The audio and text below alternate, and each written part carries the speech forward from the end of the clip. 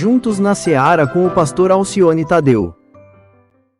Eu convido os irmãos para que abram suas Bíblias no segundo livro de Crônicas, no capítulo 32. Segunda Crônicas, então, irmãos, 32, verso 8, diz assim: com ele está somente o poder humano, mas conosco está o Senhor, o nosso Deus, para nos ajudar e para travar as nossas batalhas. Vamos ao contexto do que está escrito aqui nesse versículo 8. O rei Ezequias é o rei nesse tempo, ele que pronuncia essa fala aqui, com ele está somente o poder humano. Ele está se referindo ao rei Senaqueribe, que cercou Jerusalém. Ezequias reinou de 728 a 686 antes de Cristo e foi rei no Reino do Sul, ou no Reino de Israel, e então reinou por 42 anos. Bem diferente do seu pai Acás, Ezequias colocou em ordem o reino em Israel. Ele reparou as portas do templo, ele restaurou o ministério dos levitas, o ministério sacerdotal, convidou o povo para celebrar a Páscoa e destruiu todos os lugares de adoração pagã que o seu pai Acás havia imposto ou colocado em Israel, fazendo com que o povo se desviasse do Deus vivo. Então, Ezequias fez diferente do seu pai Acás. Agora nós vemos aqui o rei Acás levando o povo para longe de Deus e o seu filho Ezequias trazendo o povo de volta para Deus, de volta para a casa de Deus. O que a gente aprende com isso, irmãos? Que nós, como filhos, como família, nós podemos e devemos fazer diferente. Nós não precisamos fazer os mesmos erros que nossa família cometeu no passado. Nós podemos escrever uma nova história. Meu pai era assim, meu pai negociava errado, minha mãe me abandonou no hospital, depois me procurou. Nós podemos escrever uma história diferente daquela dos nossos antepassados.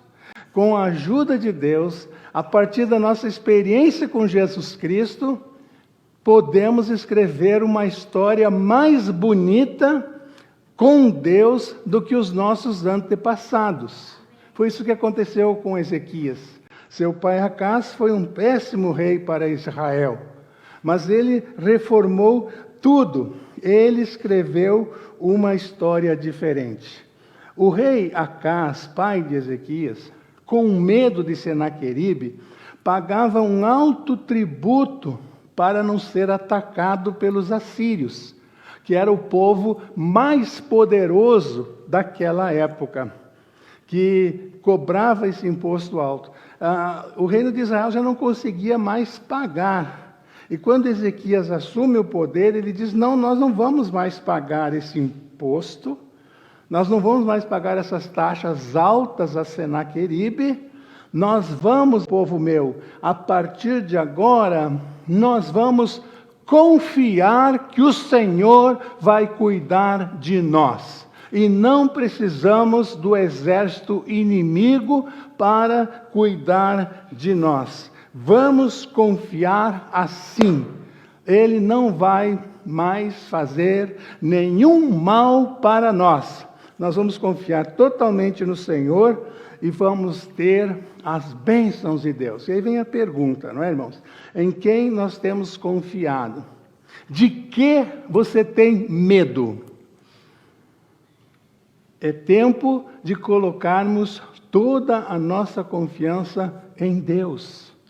como Ezequias fez. Ele fez uma mudança, não vamos mais pagar essa taxa. Quem cuida de nós não é o exército assírio. Quem cuida de nós é o nosso Deus. Vamos ler então 32:1. Diz assim, segundo Crônicas 32:1. Depois de tudo que Ezequias fez com tanta fidelidade, Senaqueribe, rei da Síria, invadiu Judá e assitiou as cidades fortificadas para conquistá-las. Quando Ezequias viu que Senaqueribe pretendia guerrear contra Jerusalém, vejam bem, Senaqueribe já tinha alcançado Judá, já tinha destruído Samaria, que era a capital do reino de Judá, e agora Senaqueribe vem em direção a Jerusalém, ao reino de Israel. Ezequias é o rei. Pretendia guerrear contra Jerusalém, consultou os seus oficiais, os seus comandantes do exército sobre a ideia de mandar fechar a passagem de água das fontes do lado de fora da cidade, e eles concordaram. Assim ajuntaram-se muitos homens, fecharam todas as fontes e o riacho que atravessava a região, e eles diziam: por que deixar que os reis da Síria venham e encontrem toda essa água? Depois, com grande empenho, reparou todos os trechos quebrados do muro e construiu torres sobre ele. Construiu outro muro do lado de fora do primeiro e reforçou o Milo, da cidade de Davi. E mandou fazer também muitas lanças e muitos escudos. Nomeou sobre o povo oficiais militares e reuniu eles na praça, junto à porta da cidade, animando-os com essas palavras: sejam fortes e corajosos, não tenham medo e não desanimem por causa do rei da Assíria e do seu enorme exército, pois conosco está um poder maior do que o que está com ele. Com ele está somente o poder humano, mas conosco está o Senhor, o nosso Deus, para nos ajudar e para travar as nossas batalhas. E o povo ganhou confiança com o que disse Ezequias, rei de Judá. Mais tarde, quando Senaqueribe, rei da Síria, e todas as suas forças estavam sitiando Laquis, mandou oficiais a Jerusalém com a seguinte mensagem a Ezequias e a todo o povo de Judá que morava lá. Então está aqui, irmãos, a ameaça. Cidade cercada, o exército pequeno. Ezequias faz o que podia fazer. O que estava ao seu alcance, ele fez para cuidar do seu povo, para proteger o seu povo. Quando Jesus chegou na casa de Marta e Maria e soube que Lázaro havia morrido, perguntou onde o puseram. E elas disseram: vem e vê, Senhor. Jesus chegou lá diante do lugar onde Lázaro havia sido sepultado. Naquela época era na rocha, buracos, e era fechada com uma grande pedra. E Jesus vira-se para os homens que estão com ele e diz: tirem a pedra. Tirem a pedra. O que Jesus ia fazer, aqueles homens não podiam fazer. Mas tirar a pedra, eles podiam. Então, irmão, o que você pode fazer, Deus não vai fazer. Tá bem? O que o Espírito Santo está orientando você a fazer, Deus não vai fazer. Aprendemos isso aqui com Ezequias. Ele tomou as providências, aquilo que estava ao seu alcance, ele foi e fez. O que está ao seu alcance para fazer? Mandar currículos para conseguir um novo emprego, procurar um segundo trabalho, reduzir despesas no seu orçamento. Meu irmão, o que está ao seu alcance, Deus não vai fazer. Não vai fazer. Chamar o seu filho, ter uma conversa com ele, sentar com sua esposa, conversar sobre algum assunto com ela, Deus vai fazer o quê? Deus vai abençoar você. Mas não vai fazer aquilo que você pode fazer. É o que aprendemos aqui com Ezequias. Chamou os oficiais, fechou as águas, porque a água era muito importante naqueles tempos de guerra. Isso Ezequias fez. Muito bem. Eu quero destacar, irmãos, principalmente, 2 pontos hoje de manhã com vocês, olhando a história do rei Ezequias.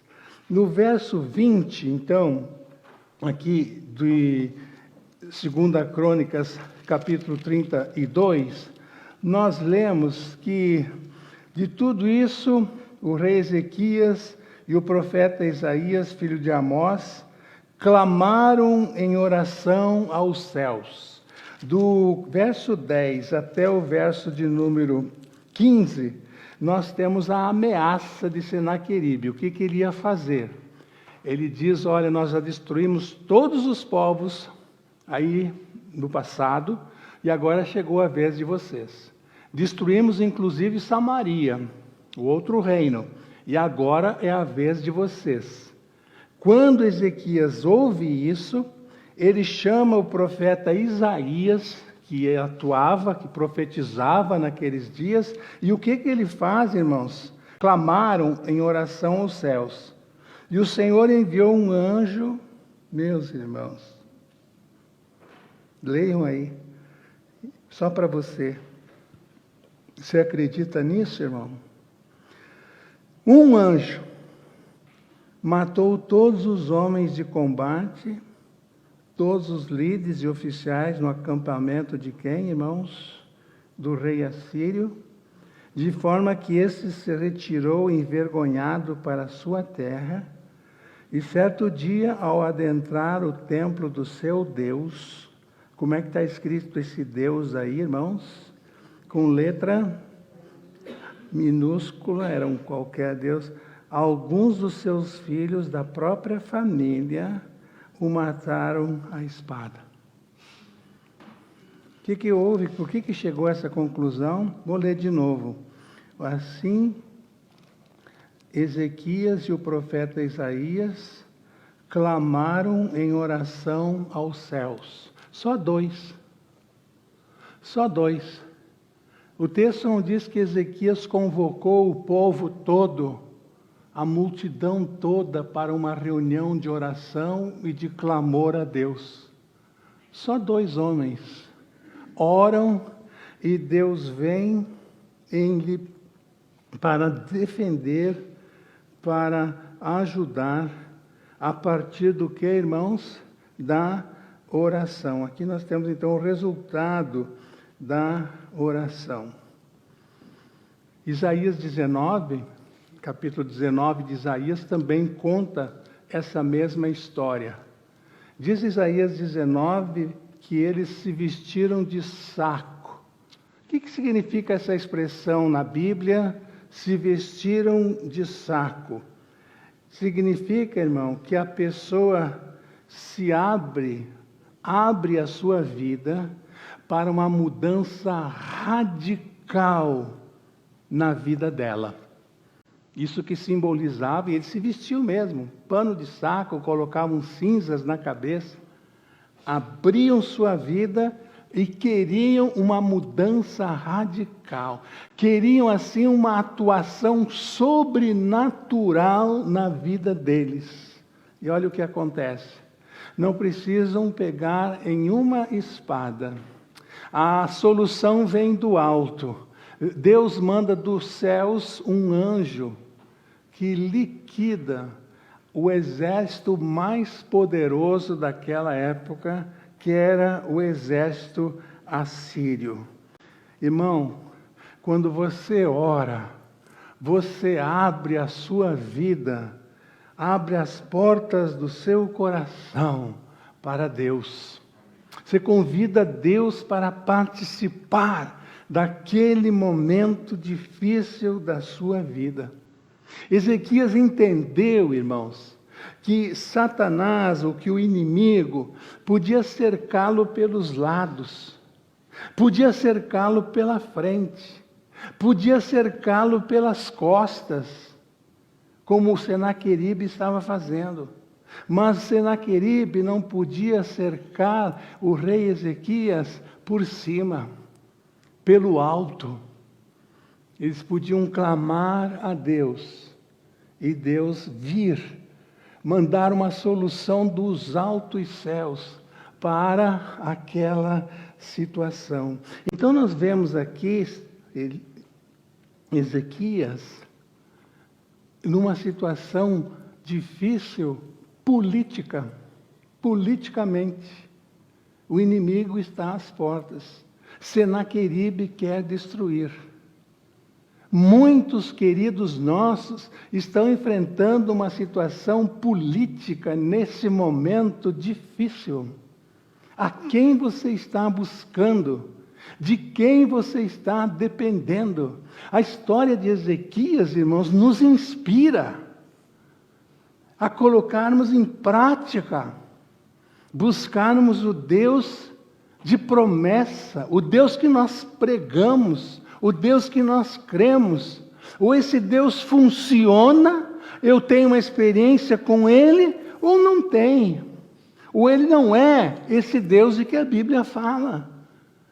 Ezequias hoje de manhã, e nesse momento que a gente está vivendo, é uma inspiração para nós. Ele vai para o templo, ó coisa maravilhosa, vai para a casa do Senhor. Como é importante estarmos juntos, a comunhão uns com os outros, a palavra de incentivo de um para com os outros, o apoio de um para com os outros, quando os momentos políticos são difíceis.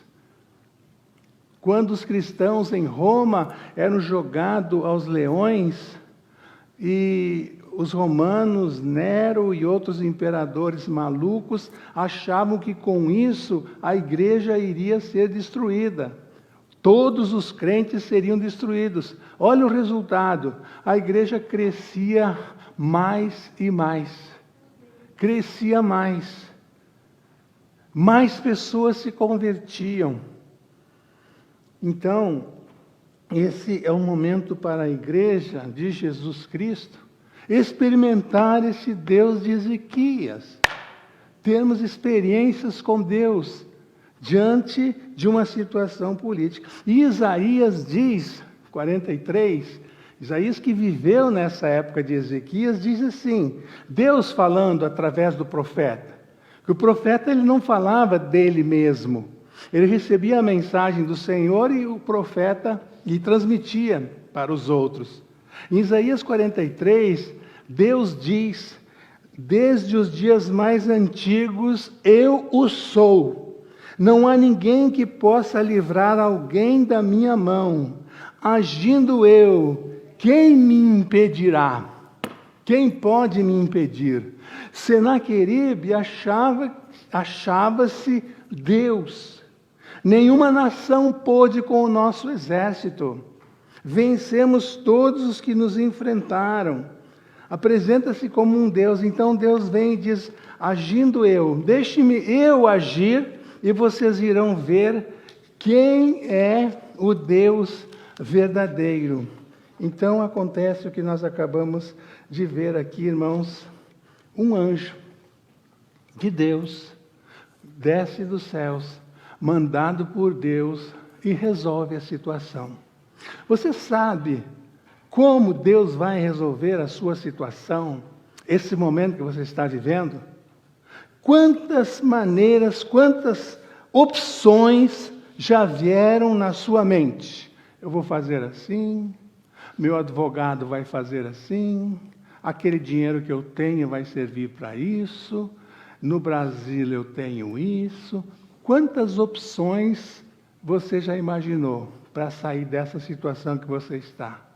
Qual? Quantas? Eu quero dizer para você que tudo que você tem pensado como solução para o seu problema não vai acontecer.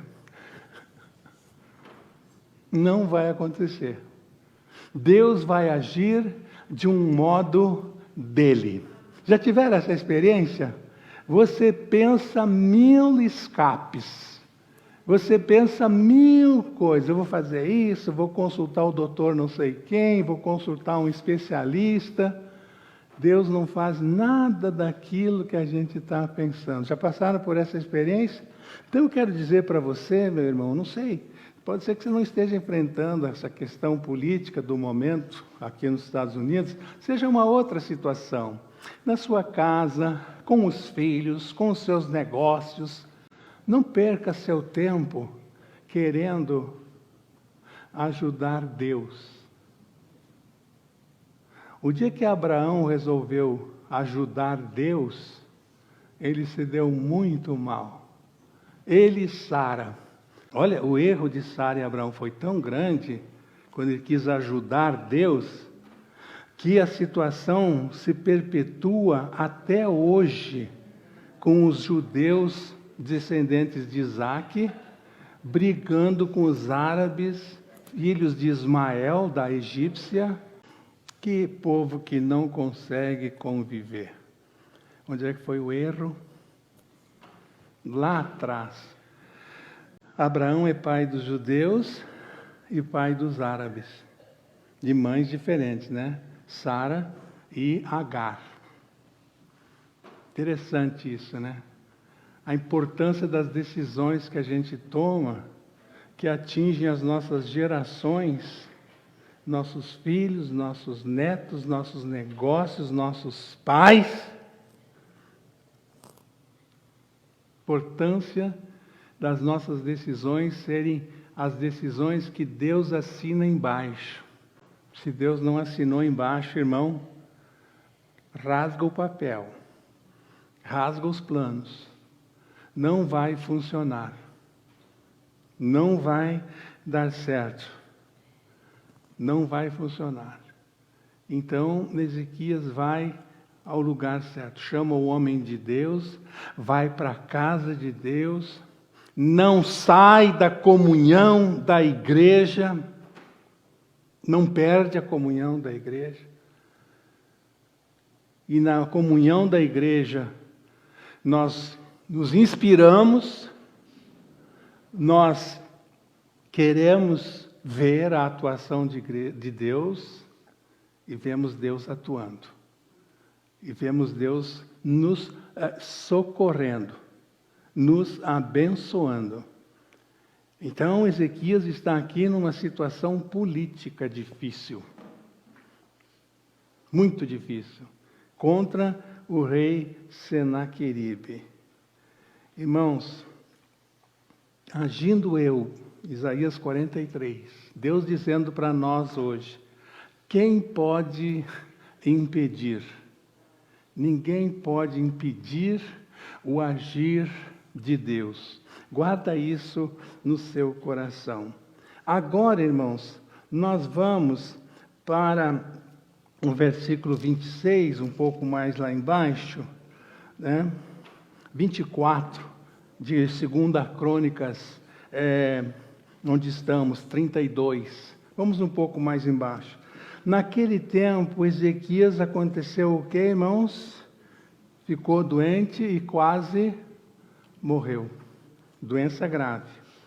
Ele orou ao Senhor, que lhe respondeu, dando-lhe um sinal milagroso. Mas Ezequias tornou-se orgulhoso, não correspondeu à bondade com que foi tratado. Por isso a ira do Senhor veio sobre ele, sobre Judá, sobre Jerusalém. E aí o que acontece de novo, irmãos?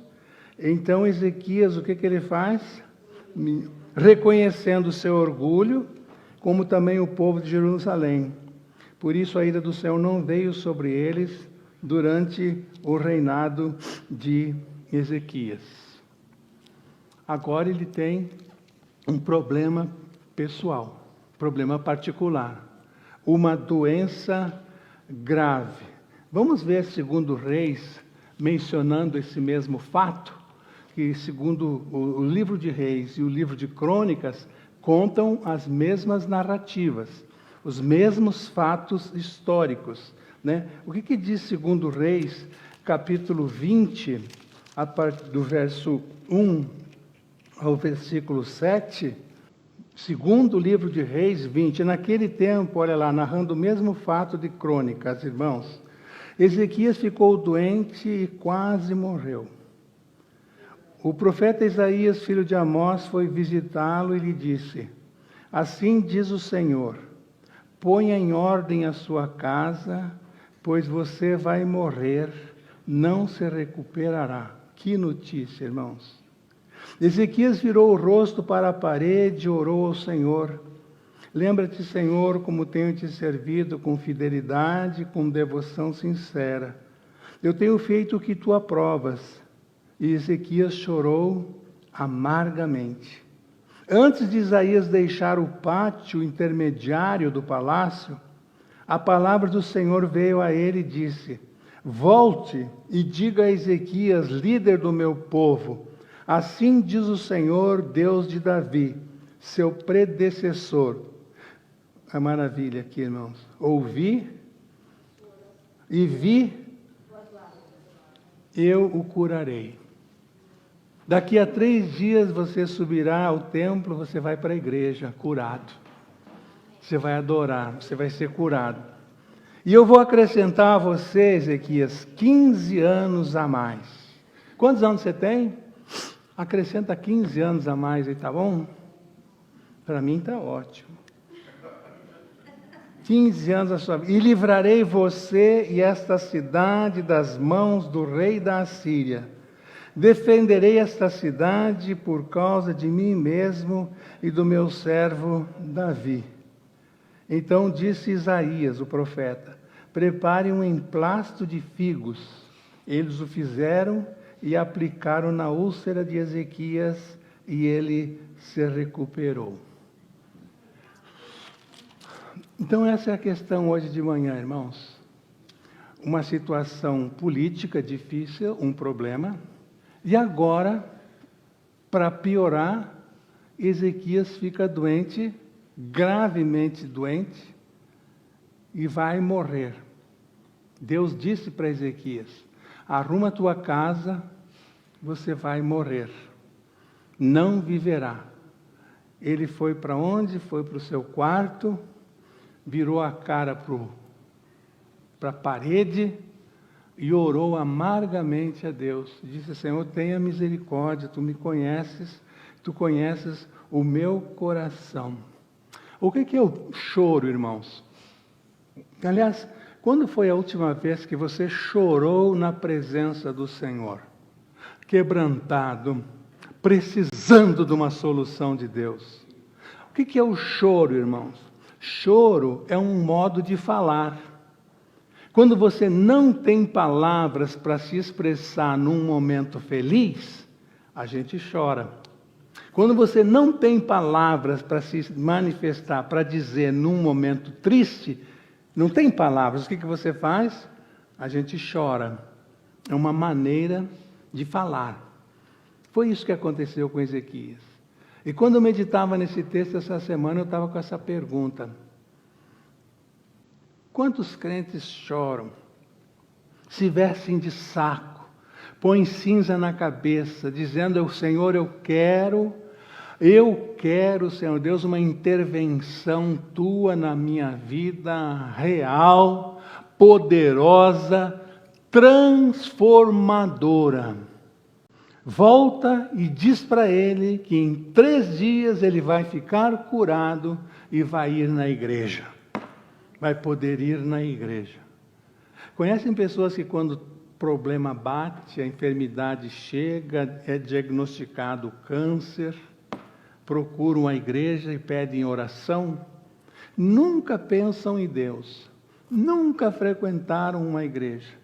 Mas quando recebem uma pancada da vida, buscam a Deus, a igreja ora, os parentes oram e Deus ouve. Deus é misericordioso, Deus é bondoso demais. O que você faz, irmão, quando você recebe uma notícia ruim? Ezequias recebeu 2 notícias ruins próximas, resolveu um e apareceu outro. Senaqueribe cercou a cidade. Senaqueribe está vindo aí com um exército mais poderoso do que nós. Os oficiais disseram para Ezequias. Um problema. Agora você vai morrer. Essa doença não tem cura. O que você faz quando recebe uma notícia ruim? Você só tem duas opções, irmão. Você se apega com Deus ou você vai para longe de Deus. Puseram lá o remédio na época, não é? Um emplasto de figos. E o interessante que o remédio para a cura de Ezequias não foi um médico que deu, não foi um curandeiro, não foi o farmacêutico da época. Olha como Deus cuida nos detalhes. Façam um emplasto de figo. É isso que ele precisa. Deus cuidando de detalhes da sua vida. Um pequeno detalhe. E o Mateus nos impressiona quando nós lemos Mateus e a palavra dele, de Jesus ali diz, e principalmente para as irmãs, né? Não cai um fio de cabelo da sua cabeça sem que Deus permita. Sabia? Leu já esse texto, irmão? Olha que Deus poderoso que nós estamos. Nós conseguimos contar os fios de cabelo que caem na nossa... Não consegue. Deus sabe quando acontece isso. Até isso Deus cuida. Faça um emplasto de figo. Deus nos pequenas coisas, fazendo a obra na vida de Ezequias. Ezequias vai para a casa do Senhor. Então fica o apelo, irmão. Quando você estiver enfrentando uma situação difícil e às vezes vem outra situação mais difícil, ainda quando você não resolveu uma ainda, não é? Não se afaste do seu povo, o povo de Deus, não se afaste da casa de Deus. Venha para a casa do Senhor, mesmo que você esteja cansado, mesmo que você esteja desanimado, mesmo que você não esteja acreditando que Deus possa fazer alguma coisa na sua vida, um milagre, venha para a casa do Senhor. Venha para a casa do Senhor. Eu não consigo estudar a vida de Davi, ler sobre a vida de Davi, e a narrativa de quantas vitórias Davi conseguiu naquelas batalhas que ele se meteu. Até Davi, Israel era um povinho, apanhava de todo mundo, de todos os povos ao redor batiam em Israel. Quando Davi assume o poder, ele transforma Israel na maior potência daqueles dias. Estabelece o reino, subjuga todos os povos. Quando Salomão assume o poder, o governo, o país está tão estabilizado, o país está tão rico, cobra taxas altíssimas dos povos subjugados. Salomão não precisa se preocupar em combater inimigos. Seu pai fez isso o tempo todo e solidificou o reino para Salomão. Mas sabe por que eu estou dizendo isso? O que me impressiona? Que nessas batalhas, você não vê Deus fazendo milagres. Tem uma batalha, vou deixar com você para você pesquisar, que o soldado, um dos valentes de Davi, luta tanto, usa tanto a espada, que a Bíblia diz que a espada ficou grudada, entrou nas mãos do soldado. Já leram esse texto? A espada ficou grudada, entrou na carne do soldado de Davi. Tinham que lutar e lutar muito. Nunca Deus interferia. Era lutas em cima de lutas. Muitas lutas. Josué orou e o sol parou. E ele venceu a batalha. Nunca aconteceu isso com Davi. Perseverava. Em frente. Perseverando. Era o homem segundo o coração de Deus. Aí você fica esperando um milagre. Não, Deus vai fazer um milagre. Faça a sua parte. Batalhe. Deus está vendo. Deus está vendo. Venha, se junte ao povo de Deus. Não se afaste da casa do Senhor. Você vai ficar curado. Diz para ele que ele vai ficar curado. Uma palavra de vida. É por isso que crente não tem medo de doença. Sabiam que crente não tem medo de ficar doente? Crente que tem medo de doença está com um problema aí. Tem um problema muito sério quem tem medo, crente que tem medo de doença. Porque se adoecer, irmão, e for a hora de partir, que maravilha. Por quê? Vai para o céu. Vai para o céu, vai para uma melhor. Por que temer? Porque tudo está nas mãos do Senhor. Eu sou o ômega, eu sou o alfa, eu sou o início, eu sou o fim. Uma palavra de vida, você vai ter mais 15 anos. Então, 2 palavras Ezequias recebeu. E eu quero deixar com a igreja, com os meus irmãos, essas 2 palavras. Eu vou te livrar. Segunda palavra, eu vou te curar. As 2 necessidades que Ezequias tinha naqueles dias, naquela hora. E eu termino fazendo uma pergunta. Qual é a sua necessidade nesse momento? Qual a intervenção de Deus que você precisa na sua vida? E volto a 2 Crônicas 32:8. Nós temos o Senhor para nos ajudar e lutar as nossas guerras. Anota aí, irmão, pensa nesse versículo essa semana toda, 2 Crônicas 32:8. Eu deixo como texto áureo para você meditar, para você tornar isso vivo, real na sua vida.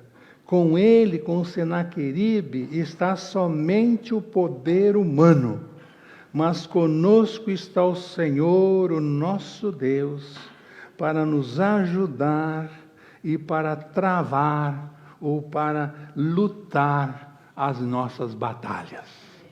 Que o Senhor nos abençoe, irmãos. Amém? Vamos orar. Qual é o problema, irmã?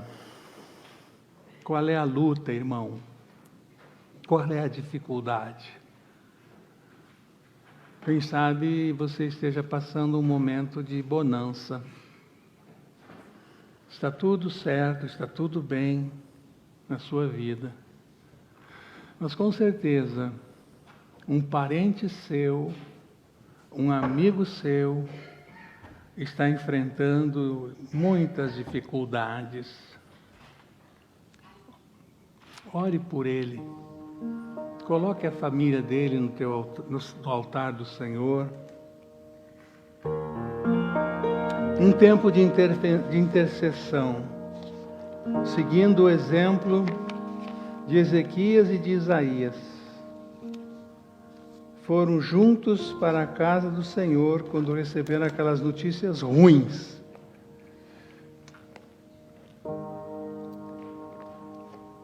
E Deus vem, Deus opera, Deus abençoa, Deus ajuda. Qual é o seu problema? De Ezequias era uma situação política. Depois um problema pessoal. na saúde. Então Deus está interessado em todas as áreas da nossa vida.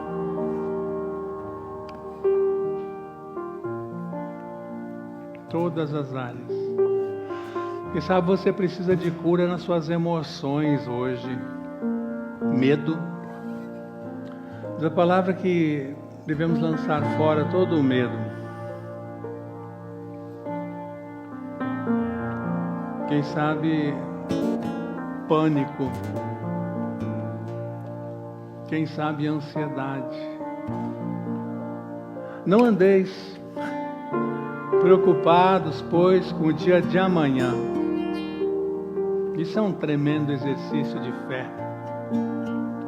Basta cada dia o seu mal. Estou citando tudo isso aqui, irmãos, só para recordar. Vocês sabem todas essas verdades da palavra de Deus. Mas só para nós lembrarmos, culto é isso. Viemos à casa do Senhor para isso. Alimentar a nossa fé, reforçar a nossa fé no Senhor. Lembrar da sua palavra para nós.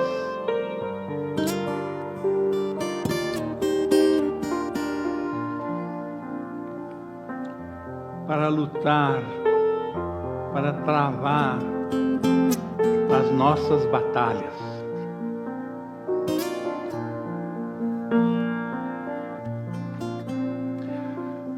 Em Cristo Jesus, somos mais do que vencedores. Senhor, que Tu possas dar essa experiência para cada um de nós nesses dias. Que quando olharmos para trás, daqui a algumas horas, daqui a alguns dias, a gente possa ver que a batalha foi vencida por Ti. Tu mesmo, ó Deus, venceste por nós. E aí nós queremos nos reunirmos para Te agradecer por Tua intervenção na nossa vida e na nossa história. E que o amor de Deus, nosso Pai, a graça de nosso Senhor e Salvador Jesus Cristo, a doce e maravilhosa comunhão do Espírito Santo de Deus, seja com cada um de nós, hoje e para todo sempre. Amém. Deus abençoe você, Deus abençoe a sua família, Deus abençoe a todos nós.